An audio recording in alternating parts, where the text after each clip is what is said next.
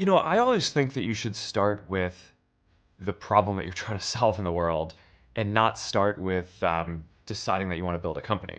Right? I mean, the best Yeah. companies that get built are things that are trying to drive some kind of social change, even if it's just local in one place. Uh, more than starting out because you want to make a bunch of money or have a lot of people working for you or build some company in some way. So, I always think that this is kind of a perverse thing about Silicon Valley in a way, It's really which is true. that, people decide often that they want to start a company before they even decide what they want to do. And that just feels really backwards to me. And, for anyone who's had the experience of actually building a company, you know that you go through some really hard things along the way. And I think part of what gets you through that is believing in what you're doing and knowing that what you're doing is really delivering a lot of value for people.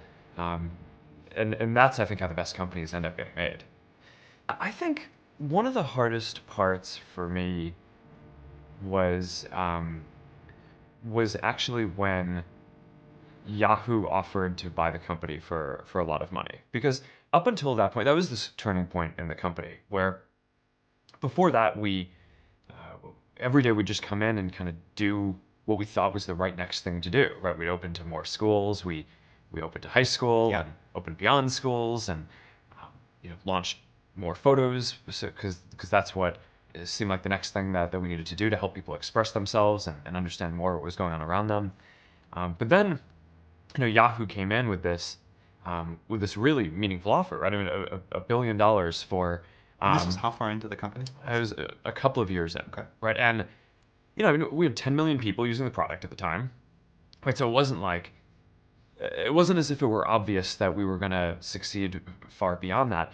And that was the first point where we really had to look at the future and say, wow, is what we're going to build going to actually um, be so much more meaningful for this? And that caused a lot of interesting conversations in the company and with our investors. And at the end of that, Dustin and I just decided, no, we think that we can actually go connect more than just the 10 million people who are in schools. We can go beyond that and have this really be a successful thing.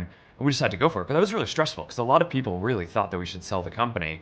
And for a lot of folks who joined a startup, I feel like at that point I hadn't been very good about communicating that we were trying to go for this mission. Yeah. We just showed up every day and Yeah. and just kind of did what we thought was the right next thing to do.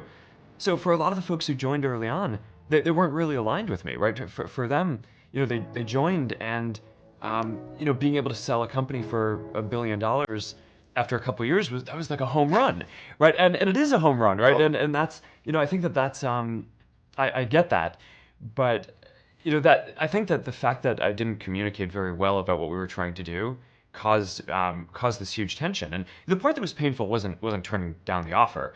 It was the fact that after that, huge amounts of the company quit because they didn't believe in what we were doing. Right? I mean, if you look at the management team that we had, Did that whole management team leave? the whole management team was gone within about a year after that. I got really lucky because not only did what I believed in end up working out, but it ended up working out pretty quickly, right? So it literally, I think this was in the summer of 2006, and by I think the next month after that, we launched Newsfeed, right, which now 10 years later, looking back at it, is one of the most used products in the world. And then we launched the ability for anyone to sign up, which immediately started growing the community. So within a few months after turning down the offer, I think it was actually pretty clear that it was the right decision.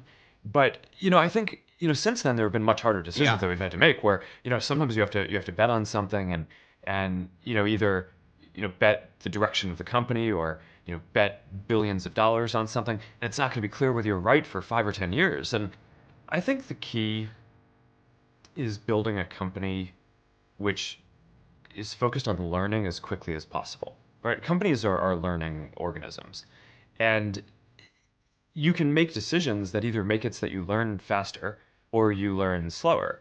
And in a lot of ways, building a company is like following the scientific method, right? You try a bunch of different hypotheses, and if you set up the experiments well, then you kind of learn what to do.